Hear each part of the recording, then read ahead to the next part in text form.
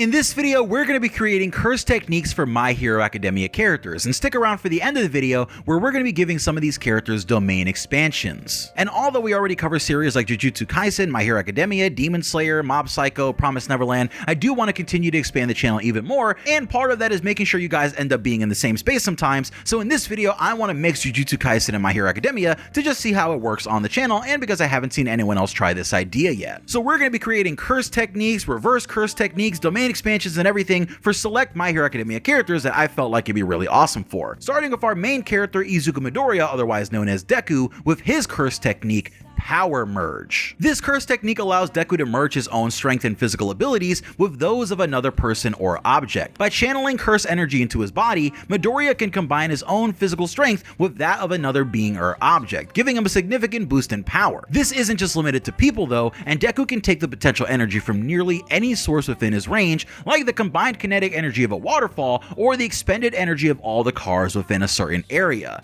This would pretty much turn the world around Deku into a battery for his one-for-all abilities and make him really hard to deal with. For Bubai Gawara Jin, also known as Twice, we gave him a curse technique called Mirrored. This curse technique allows Twice to create a curse clone of his opponent that reflects his opponent's attacks back at them. This ability makes it difficult for opponents to land effective hits on Twice, as their attacks will simply bounce back at them if they try to use large-scale AoE attacks and end up hitting their own clones. And the other thing is, Twice's quirk would have him hidden in a massive wave of his own clones, so finding specifically him while wading through landmines that look like you would honestly just make Twice way too much to handle, unless you were someone with extreme sensory precision who could sniff out the real one in a flash. For Fumikage Tokoyami, I gave him an ability called Dark Possession, a curse technique that allows the user to manipulate and control the placement of any object or person with curse energy that is completely within darkness and isn't being touched by any direct light sources. The user can force an object or person to move anywhere within the darkness by teleporting them around, and this technique can be used to trap someone in a dark space or keep them from escaping, as Tokoyami's quirk gets its biggest benefit. Tokoyami though is the first character on this list who can also use reverse curse technique, and when he does, his ability becomes Light Dispersion, a technique making use of positive energy that gives Tokoyami the ability to disperse and split up different zones of light, allowing him to create zones of large casted shadows behind anything that the light touches, which would then allow Tokoyami to use this ability to disorient his opponents while also creating zones of darkness for him to use his actual curse technique and quirk in. For All Might, I wanted to have a lot of fun but not give him something that he could just spam because All Might himself is already pretty broken, so for All Might we came up with a curse technique called the One. This curse technique allows All Might to amplify his strength and power to deliver a single devastating punch that causes a massive explosion upon impact and completely destroys anything within the radius. All Might can also choose to only let this ability affect items or people with cursed energy. This ability at full power can Thanos snap a large city entirely away, but the price to pay for its use is high. Firstly, All Might can truly only use one of these punches every day, and given that this is his curse technique, having something that can only be used once in a given period is pretty crazy. On top of this, the power for the attack doesn't come from nowhere, as the energy that All Might is using for the one punch is all of the curse energy that All Might's body would have produced and accumulated the next day, meaning that if there's supposed to be a massive threat tomorrow and All Might would have been there battling at max power, then the punch today would be a full power punch. But if tomorrow was just going to be a day where All Might stayed inside and watched Netflix, then the power wouldn't be anywhere near as strong as it could be. This drawback means that if All Might does use the One, then he wouldn't have any cursed energy the day after and actually wouldn't be able to help against the next threat. Taking it a step further, All Might's reverse curse technique allows him to charge all of the curse energy that he's gained in a day as long as he hasn't used any and send it to tomorrow, sort of like a baton pass between the All Might from the day before and himself the next morning. By repeatedly using this ability over and over, the user can store up massive amounts of curse energy. However, if they're one who is frequently fighting and using their curse techniques, then they wouldn't have very much stored power up at all. And personally, I just really liked how this mirrored One for All in a lot of ways. Kyoka Jiro's curse technique is called Frequency, and this is a curse technique that involves controlling the frequency and intensity of sound within a specific space, allowing the user to not only freely control sound waves, but with this technique, Jiro would be able to do anything from changing one sound into an entirely different one, raising the sound of a needle dropping in a quiet room to the point where it would burst your eardrums, and even create a zone of perfect quiet. Frequencies can have strange effects on the human body, look up the brown down note, and this curse technique is meant to take advantage of that while also giving Jiro something that would pair well with her quirk. For Kurogiri though, it was really difficult since this whole thing is kind of portals, so I thought that would also extend to his curse technique. So we gave Kurogiri a curse technique called Void Portal. This curse technique involves opening a portal to another dimension by creating a tear in the fabric of space-time using cursed energy. The user can control the size and duration of the portal and use it to trap opponents in a pocket dimension or deflect attacks.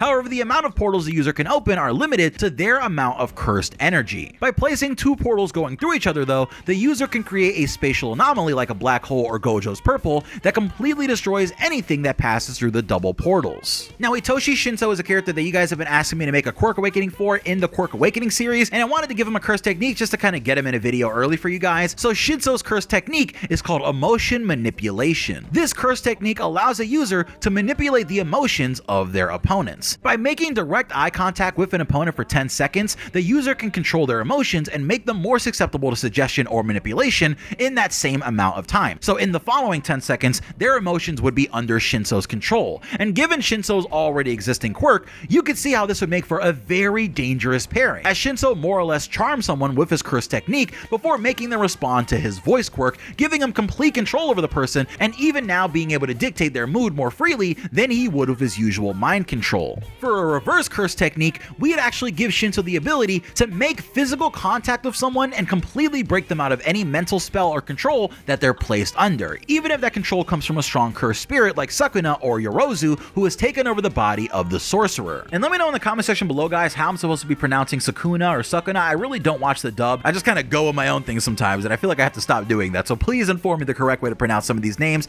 if you see that I'm pronouncing them wrong. We are getting close to the domain expansion section of the video. However, there are some characters that I just didn't want to leave out of getting curse techniques, so I do have a couple more for you. I wanted to show love to one of the UA teachers, so of course, Shota Aizawa's curse technique is a curse technique called Nullify Sight.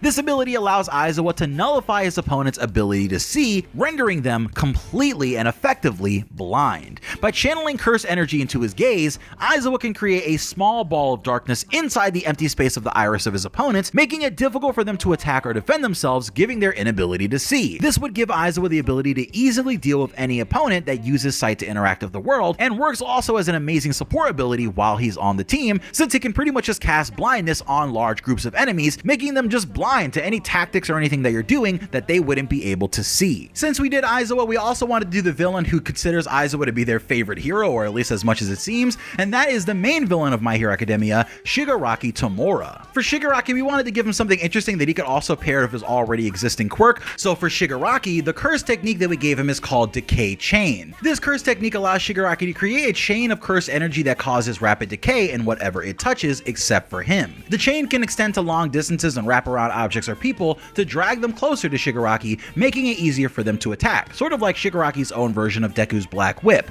and he can choose for the chain to not decay something by fusing the thing with his own positive energy. This would give Shigaraki a true ranged lockdown ability, would be useful for things like movement and defensive capabilities since he could literally just wear the chains, and fits thematically with a character constantly chained down from being who he is and following his own path. Another character with an already massively devastating quirk who really doesn't need a curse technique, but it'd just be fun if they have one, is Katsuki Bakugo, and his curse technique is called Explosive Fury.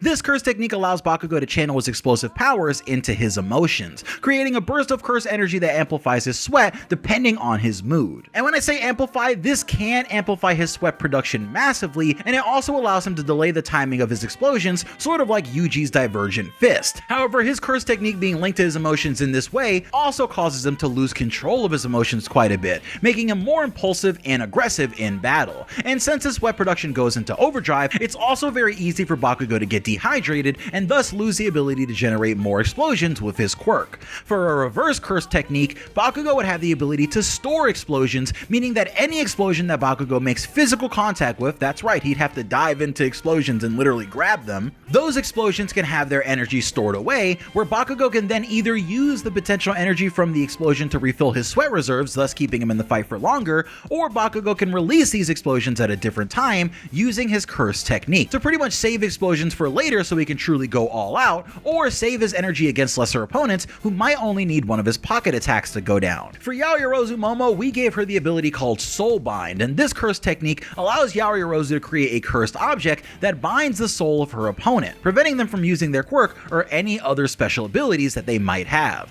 However, the creation of those objects requires a significant amount of energy, time, preparation, and concentration, making it difficult to use in a fast-paced battle. With this curse technique, Momo would be more of a ritual user, sort of echoing what we saw in Mai's last moments to a certain extent. However, with Momo, if she's being used to disable the curse technique of another person, she first needs a piece of their flesh or hair to use in the process, and there still has to be traces of their cursed energy lingering within it. For Momo's reverse curse technique, instead of creating an object that pretty much hijacks all of someone's cursed energy to make a new cursed tool by binding part of the soul of the person into the item, Momo can instead use part of her own soul to create a positive energy tool, which could have different effects like buffing or healing the user, to even completely disrupting cursed techniques and energy like the spear that Toji used. And two more before we hit the domain expansions, we have Toru Hagakure with her curse technique Invisibility Blast. This curse technique allows Toru to generate a blast of cursed energy that renders everything within its range invisible. Now, because I'm not sure you heard that and just how crazy that is, that's right.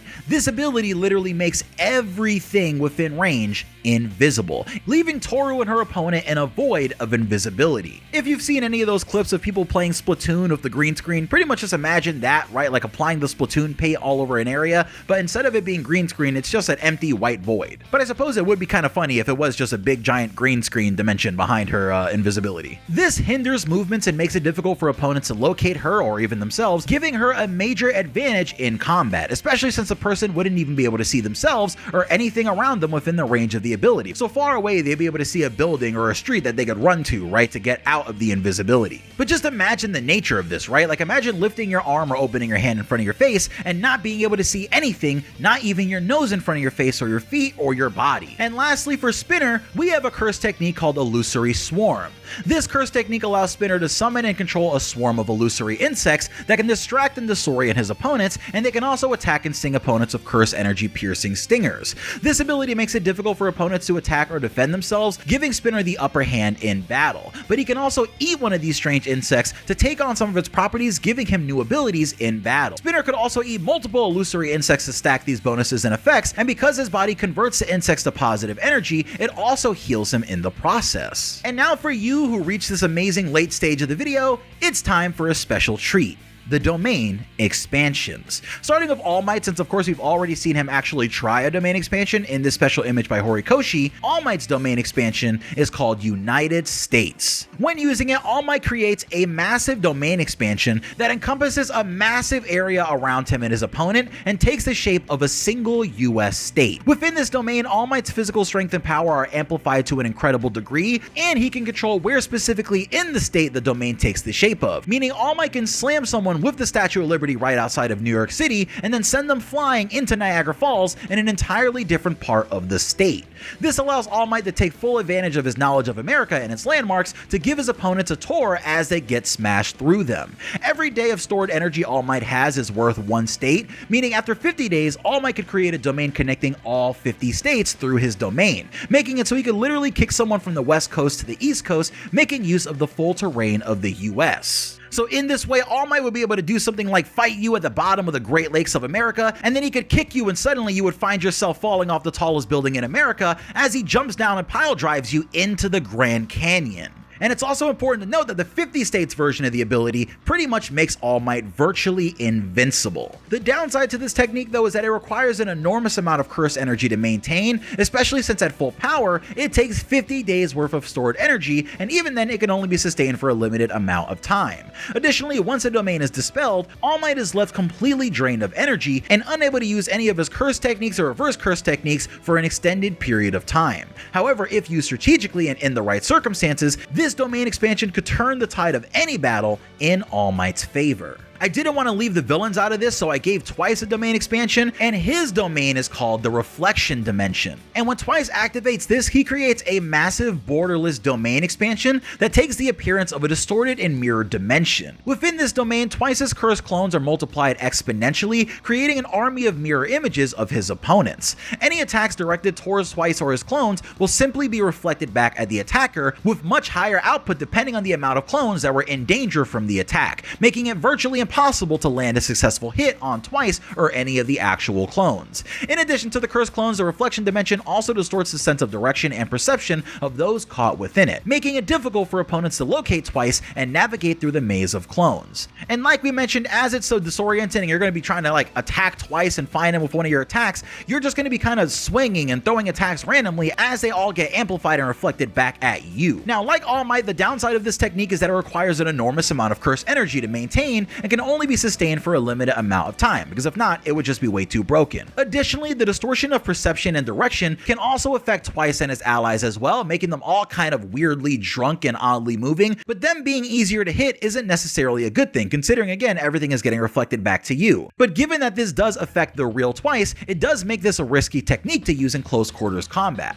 However, if used strategically and in the right circumstances, the reflection dimension can overwhelm even the most powerful opponents. For Toru Hagakure, I wanted to give her a domain expansion called the Phantom Realm, and with this domain, she can create an entire spinning realm of invisibility, rendering literally everything within it invisible. The Phantom Realm is a completely invisible domain that only Toru can see and move through, while her opponents are left completely blind and disoriented as they pretty much just sit within the empty space between a green screen. I mean, it's more or less just the back rooms if you were just no clipping for all of eternity. Within this realm, Toru can attack freely, while her opponents are left stumbling around blindly, unable to anticipate or even perceive her movements. Additionally, any attacks launched within the Phantom Realm are also invisible, making it nearly impossible for opponents to dodge or defend against them. The only way to escape the Phantom Realm is for Toru to dispel the curse, or for her opponent to somehow disrupt her connection and break the curse from the outside. And again, we mentioned it's not going to be easy for someone to just head in one direction and try to reach the outside limits of the barrier, because this is a spinning invisible realm. It's spinning, you have no idea where you are, you could be going in a straight line, which is actually just a circle. Finally, we have Tokoyami's domain expansion,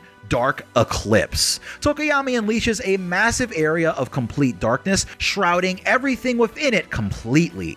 This darkness is so intense that even light cannot penetrate it, leaving everything within it completely blind in the dark. The darkness is also filled with countless shadow creatures, all kind of dark shadow styled, who are all also under Tokoyami's control. And of course, these creatures will attack anyone who enters the domain. Within the darkness, Tokoyami has complete control over the placement of any object or person of cursed energy, allowing him to manipulate the battlefield and trap his opponents in any way he desires. Additionally, as the name suggests, the darkness is shaped like a massive eclipse, with a central point of intense darkness where Tokoyami stands, where dark tendrils shoot outwards from to pull opponents further into the darkness. So these have been curse techniques, reverse curse techniques, and domain expansions for several characters in My Hero Academia. And let me know if you're maybe interested in me making quirks for Jujutsu Kaisen characters, since I feel like that would be a good part 2 to this video, or if there's any other characters in My Hero Academia who you would like to know what curse techniques or domain expansions they would have. This was a fun video to do, and I feel like it was an interesting way to kind of do a JJK video and an MHA video. But next up, I'm going to be talking all about Amado from Boruto and why I believe that he's actually Shibai Otsutsuki.